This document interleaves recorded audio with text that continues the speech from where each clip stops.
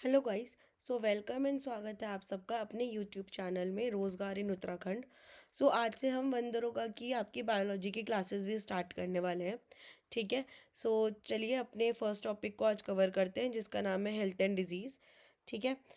सबसे पहले जब हेल्थ एंड डिजीज़ के बारे में हम बात करते हैं तो इसमें बात आता है कि हेल्थ आपका क्या होता है, यानी कि आपका स्वास्थ्य क्या होता है।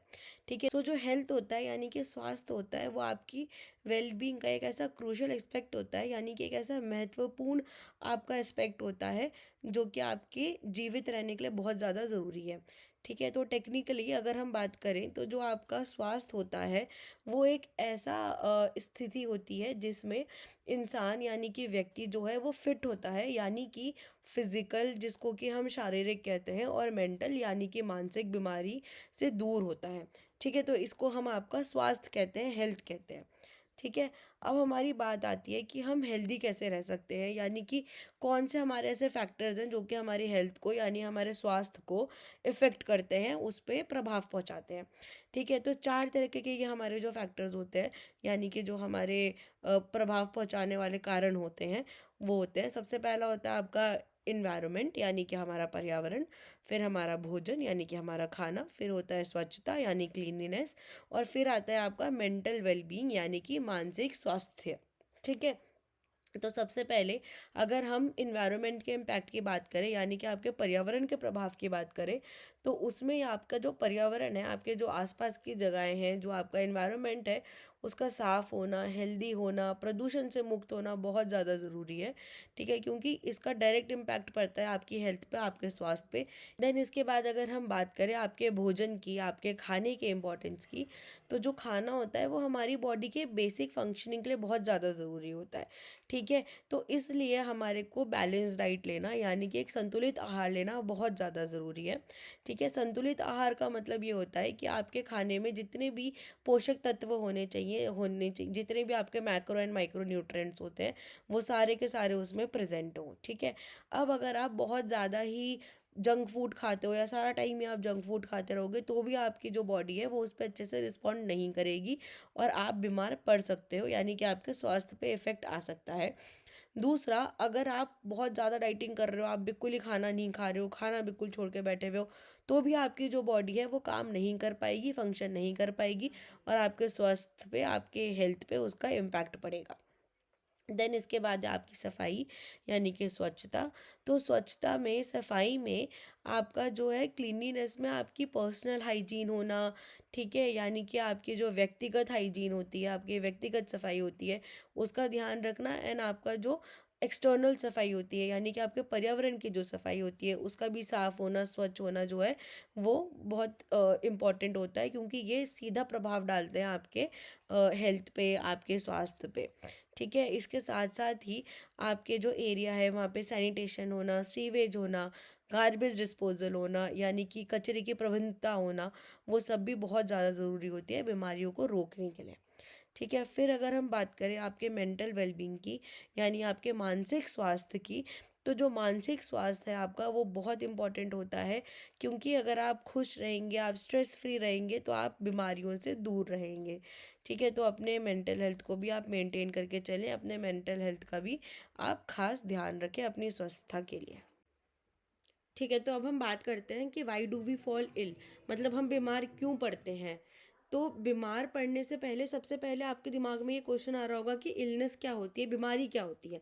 ठीक है। तो जो भी आपकी बीमारी है, जो भी आपकी इलनेस है, ये एक ऐसी स्थिति है, ये एक ऐसा कंडीशन है जिसमें आपको डिस्कम्फर्ट फील होता है, यानी कि आपको असुविधा फील होती है, दर्द होता है, पेन होता है, आपको एबनॉर्मल बिहेवियर हो जाता है, यानी कि असाधारण आपका व्यवहार हो जाता है, डिजीज़ होती है, डिसऑर्डर होता है, सॉरी, डिसऑर्डर होता है आपका इसमें। ठीक है। सिंड्रोम्स आते हैं आपके, और इन्फेक्शंस की वजह से होता है, यानी कि आपके विकार और संक्रमण जो होते हैं उनकी वजह से जब आपको आपको ये सब चीज़ें फील हो रही होती हैं तो उसको हम इलनेस कहते हैं, उसको हम बीमारी कहते हैं। ठीक है। अब कुछ हमारे फैक्टर्स होते हैं जो कि आपकी डिजीज़ में यानी आपकी बीमारी के कारण बनते हैं, जो उसमें कंट्रीब्यूट करते हैं। ठीक है। सबसे पहला होता है आपका एक्सटर्नल फैक्टर। एक्सटर्नल फैक्टर यानी कि आपके बाहरी कारण। एक्सटर्नल फैक्टर्स आपके वो फैक्टर्स होते हैं जो हमारी बॉडी के अंदर नहीं हो रहे हैं, हमारी बॉडी के बाहर हो रहे हैं। ठीक है। तो इसमें सबसे पहला रीज़न आपका क्या हो सकता है, सबसे पहला आपका फैक्टर क्या हो सकता है कि आप किसी ऐसी चीज़ के संपर्क में आए हैं जिसमें आपके डिजीज़ कैरिंग एजेंट्स हैं, यानी कि रोग वाहक है। वो कोई इंसान हो सकता है, वो आपकी सराउंडिंग में कोई चीज़ हो सकती है, आपके वातावरण में कोई चीज़ हो सकती है कि जिसमें भी आपके डिजीज़ कैरियर है, जिसमें भी आपका रोग वाहक है, आप उसके संपर्क में आए हैं, वो आपके आसपास था, ठीक है, तो उसकी वजह से आप बीमार हुए हैं। ठीक है। देन आपका आता है पैथोजन से एक्सपोज होना, यानी कि आपका दूषित खाना, दूषित पानी, तो इन सब चीज़ों में आपके पैथोजेंस होते हैं जिनकी वजह से भी आप बीमार हो सकते हैं। फिर आप किसी पॉइजनस गैस के या फिर किसी जहरीली गैस के या किसी जहरीले पदार्थ के आप संपर्क में आए हों तो भी आप बीमार हो सकते हैं। फिर हमने इसके पहले भी बात करी थी कि जो सैनिटेशन होता है आपका, यानी कि आपकी स्वच्छता होती है, वो अब बहुत बड़ा फैक्टर प्ले करती है आपकी हेल्थ में। तो अगर आपके आसपास में सैनिटेशन नहीं है, स्वच्छता की कमी है, तो भी आप बीमार पड़ सकते हैं। फिर आपका पॉल्यूशन यानी कि प्रदूषण, ये भी आपका बहुत बड़ा फैक्टर होता है, एक एक्सटर्नल फैक्टर जो कि आपके बीमार होने का कारण बन सकता है। फिर आपके हम बात करें तो आते हैं आपके इंटरनल फैक्टर्स, यानी कि आंतरिक कारण, यानी कि अंदरूनी कारण जो हमारी बॉडी के अंदर चल रहे हैं। ठीक है। इसका सबसे बड़ा फैक्टर होता है आपका वीक इम्यूनिटी, यानी कि आपका कमज़ोर प्रतिरक्षण की जो प्रणाली होती है। तो जब हमारी इम्यूनिटी वीक होती है, जब हमारी बॉडी के अंदर इतनी क्षमता नहीं होती कि वो अपने आप को बचा सके, रक्षा कर सके अपनी, ठीक है, तो हमारी जो प्रतिरक्षण प्रणाली है वो कमज़ोर पड़ जाती है, जिसकी वजह से हम आसानी से बीमार हो सकते हैं। ठीक है। फिर इसके बाद आपके जो सेल्स होते हैं, यानी आपकी कोशिकाएं होती हैं, अगर वो सही से फंक्शनिंग नहीं कर रही हैं, वो सही से अपना काम नहीं कर रही हैं, तो भी आप बीमार पड़ सकते हैं। फिर इसके बाद आपका आता है कि किसी बॉडी पार्ट का डिसफंक्शनल होना, यानी कि शरीर के किसी एक अंग का खराब हो जाना। जैसे कई लोगों की किडनी खराब हो जाती है किसी वजह से, या लीवर खराब हो जाता है किसी वजह से, तो वो भी आपके बीमारियों के कारण जो हैं वो बन जाते हैं। ठीक है। क्योंकि जो हमारी पूरी बॉडी है, जो हमारे जितने भी अंग हैं, वो सब के सब आपस में जुड़े हुए हैं, एक दूसरे से इंटरलिंक्ड है, जिसकी वजह से अगर हमारे एक बॉडी पार्ट पे या हमारे एक ऑर्गन पे कोई इफ़ेक्ट पड़ता है, तो हमारी पूरी की पूरी जो बॉडी है वो सफ़र करती है और हम बीमार पड़ सकते हैं। ठीक है। अब इसके अलावा कुछ हमारे अदर फैक्टर्स भी होते हैं, जैसे कि कई बार ऐसा होता है कि किसी बीमारी के जो सिम्टम्स है वो बहुत डिलेड आए, यानी कि उसके जो लक्षण थे वो हमें बहुत देर में पता चले, तो जिसकी वजह से जो आपकी बीमारी है वो बढ़ती चली गई। ठीक है। तो अब हम बात करने वाले हैं infectious and non infectious disease के बारे में, यानी कि संक्रामक और असंक्रामक रोग के बारे में। ठीक है। तो इन्फेक्शियस डिजीज़ होती है हमारी, यानी कि जो हमारी संक्रामक रोग होते हैं, ये हमारे हार्मफुल ऑर्गेनिजम्स यानी कि पैथोजेंस की वजह से, यानी कि रोग जनकों की वजह से होते हैं। ये जो रोग जनक होते हैं, पैथोजेंस होते हैं, ये हमारी बॉडी में एक्सटर्नल सोर्सेज की वजह से, यानी कि बाहरी स्रोतों से हमारी बॉडी में एंटर करते हैं। ठीक है। और जो ये पैथोजेंस होते हैं हमारे, ये जो रोग जनक होते हैं हमारे, ये वायरस होते हैं, बैक्टीरियाज होते हैं, फंगी होती है, पैरासाइट्स होते हैं। ठीक है। यानी कि ये आपके कवक होते हैं, परजीवी होते हैं। ठीक है। और वायरस और बैक्टीरिया तो हिंदी में भी सेम ही बोला जाता है। ठीक है। और कई सारे केसेस में ये आपके प्रायन्स होते हैं। ठीक है। अब जो इन्फेक्शियस डिजीज़ होती है आपकी, ये फैलती कैसे है, ये जो आपका संक्रामक रोग होता है ये फैलता कैसे है। ठीक है। तो ये पर्सन से पर्सन कांटेक्ट में, यानी व्यक्ति से व्यक्ति के संपर्क में आने में, किसी कीट पतंगे के काटने की वजह से, यानी इंसेक्ट बाइट की वजह से, या फिर आप ऐसा कोई खाना पानी या फिर ऐसी किसी मिट्टी के कांटेक्ट में आ जाए, या ऐसा कोई खाना और पानी आप कंज्यूम कर ले, यानी कि खा ले, जो कि दूषित हो या कंटामिनेटेड हो, तो उसकी वजह से भी आपको इन्फेक्शियस डिजीज़ जो है वो हो सकती है। तो आइए अब हम बात करते हैं कि टाइप्स एंड कॉजेज़ क्या होते हैं आपके इन्फेक्शियस डिजीज़ के, यानी कि किस चीज़ की वजह से आपके संक्रामक रोग जो होते हैं वो होते हैं। ठीक है। तो इसका सबसे पहला होता है आपका वायरल इन्फेक्शन, वायरस की वजह से आपके जो हैं वो इन्फेक्शियस डिजीज़ होती है। फिर आपका बैक्टीरियल इन्फेक्शन आता है, फिर आपका फंगल इन्फेक्शन आता है, देन आपका पैरासिटिक इन्फेक्शन आता है, देन आपके प्रायन्स आते हैं।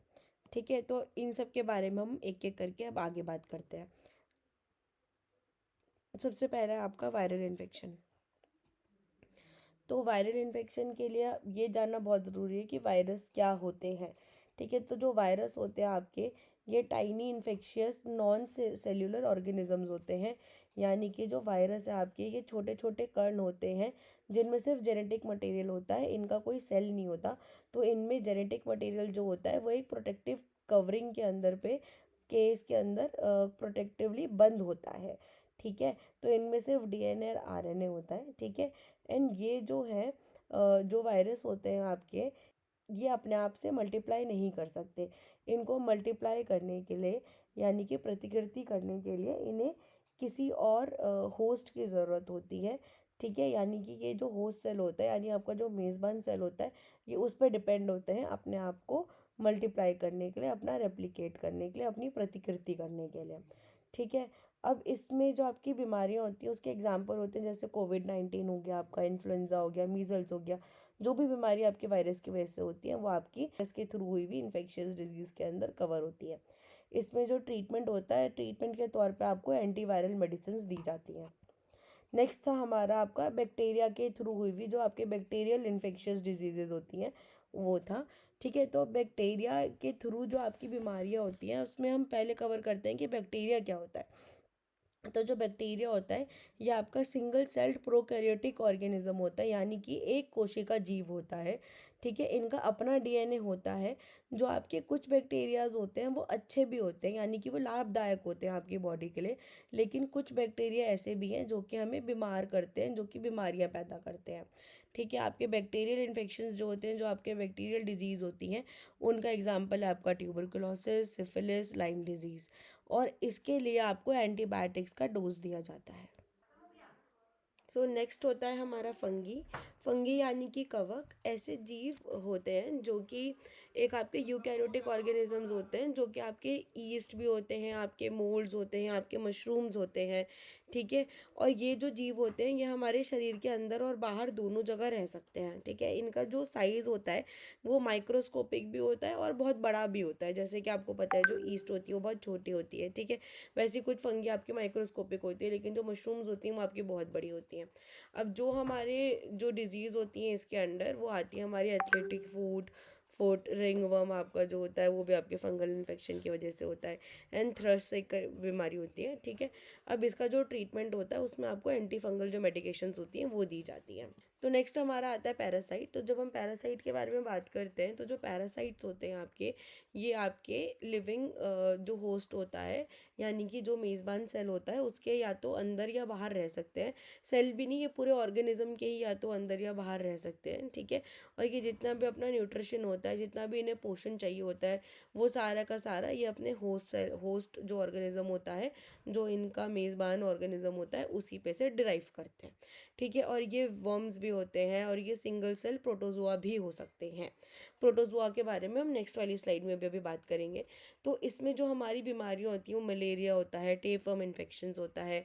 ठीक है, और इसमें जो ट्रीटमेंट होता है आपका, या इसके हम प्रिवेंटिव मेजर्स ले सकते हैं कि भाई हम पैरासाइट के इन्फेक्शन के जो संपर्क होता है उसमें संपर्क में ना आए। जैसे कि हमें पता है टेपवर्म जो होता है पोर्क खाने से ज़्यादा टेपवर्म के चांसेस होते हैं। ठीक है, या फिर जो कंटामिनेटेड पानी होता है उसको पीने से आपके टेपवर्म के चांसेस बढ़ जाते हैं। तो ऐसी चीज़ें हम प्रिवेंट करें, प्रिवेंटिव मेजर्स लें, थोड़ा सैनिटेशन हम बेटर रखें।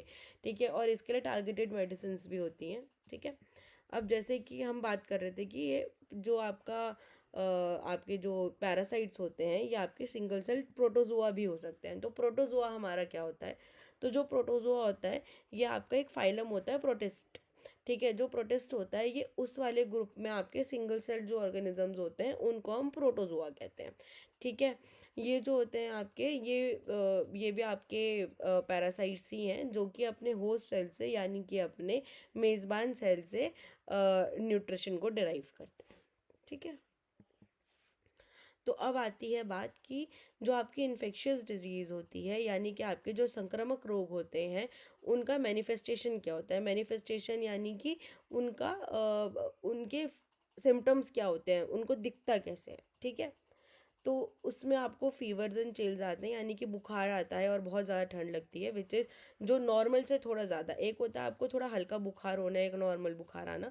ठीक है, जो उससे ज़्यादा आपका बुखार आता है और बहुत ज़्यादा ठंड लगती है, तो ये एक आपका सिम्टम होता है। देन फटीग यानी कि थकान लगना, ये भी नॉर्मल से ज़्यादा थकान लगना और बहुत ज़्यादा कमज़ोरी फील होना।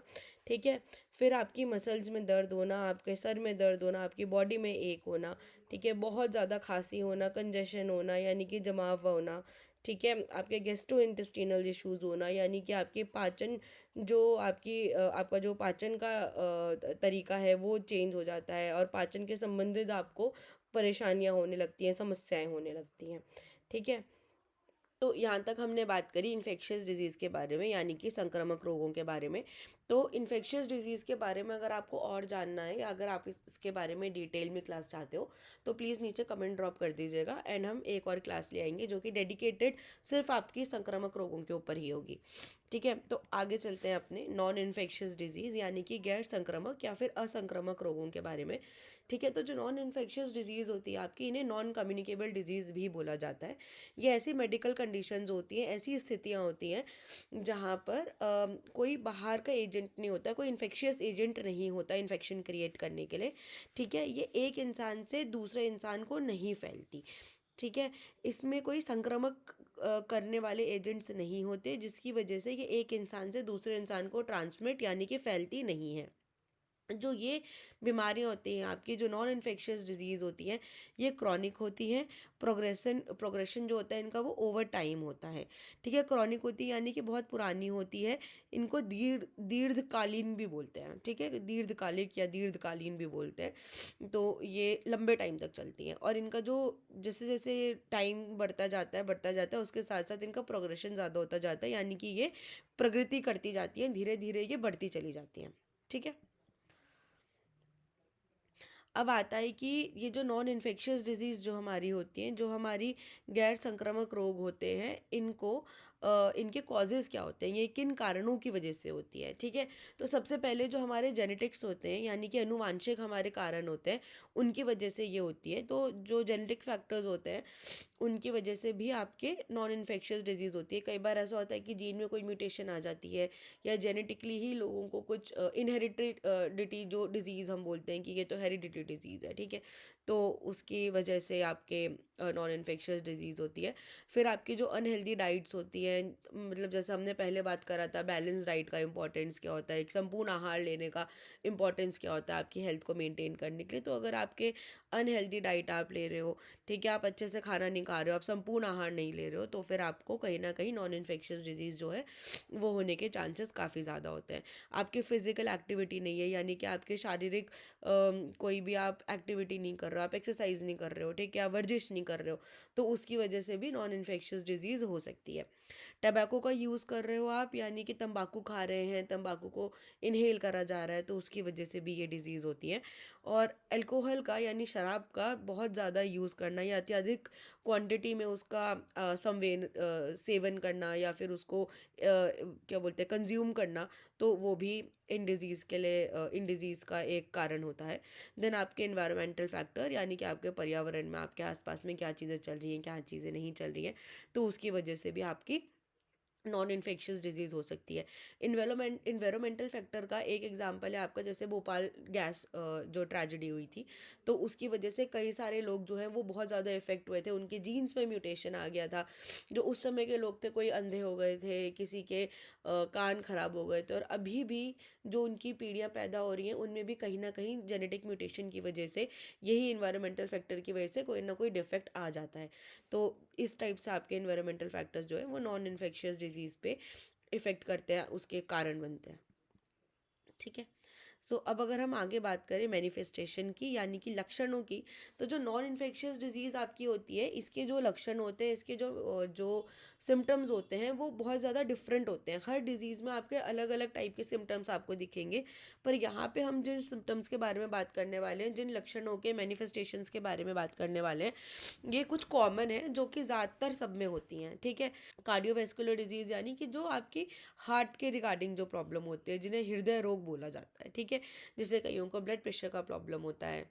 एंजाइना पेक्टोरिस एक और डिजीज़ होती है जो कि आपकी कार्डियोवैस्कुलर डिजीज़ में ही काउंट होती है, ठीक है।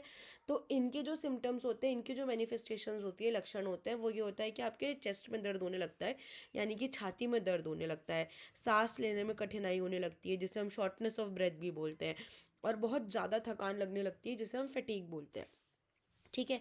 देन कैंसर एक आपका और नॉन इन्फेक्शियस डिजीज़ होती है जो कि आज की डेट में काफ़ी कॉमन है, काफ़ी लोगों को हो जाता है। ठीक है। तो इसमें क्या होता है कि इसमें बॉडी में आपके अनयूजुअल लम्प्स बन जाते हैं, मैंने गांठें बनने लगती हैं। ठीक है। बहुत ज़्यादा या तो वेट लॉस हो जाएगा या बहुत ज़्यादा वेट गेन होने लग जाएगा एकदम से, उसका कोई रीज़न नहीं होगा, अचानक से होने लग जाएगा। पर्सिस्टेंट कफ होगा, यानी कि बहुत ज़्यादा खांसी आने लगेगी।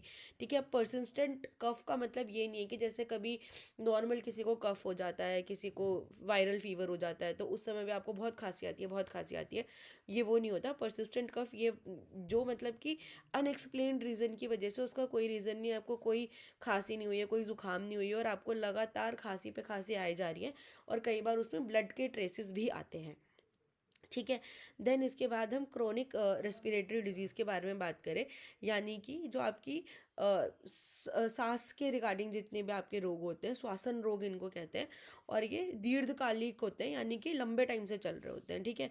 तो क्रॉनिक कफ, जैसे कि हमने बात करी कि लगातार आ रही खांसी जो कि परसिस्टेंट हो, वो रुक ना रही हो, बार बार आ रही है, बार बार आ रही है। ठीक है।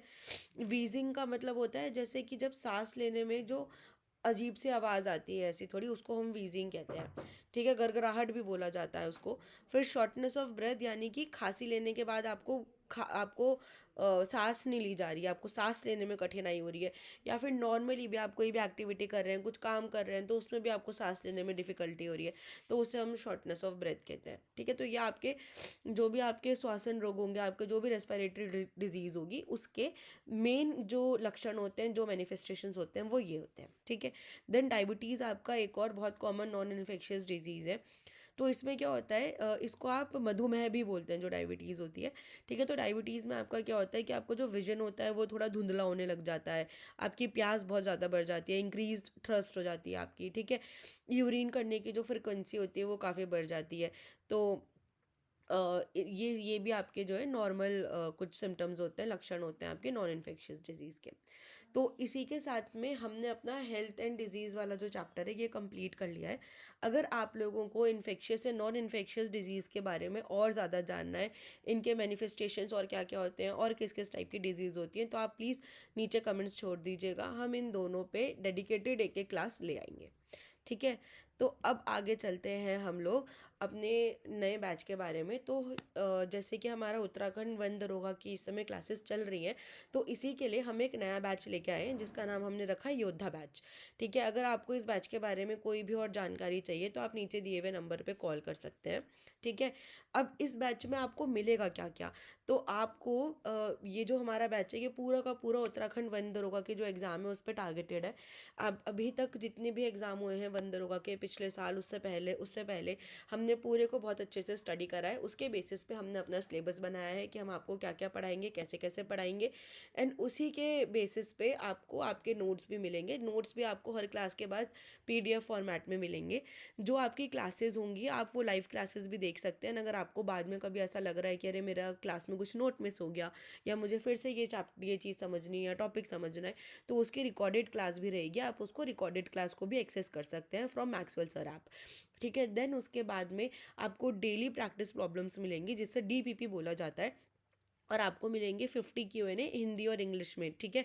तो ये आपके चैप्टर वाइज होंगे, जिससे कि आपको चैप्टर को पूरा इन डेप्थ में नॉलेज आ जाए, कहीं पे भी कोई क्वेश्चन मिस ना हो, कोई आपका प्रीवियस ईयर क्वेश्चन मिस ना हो। ठीक है।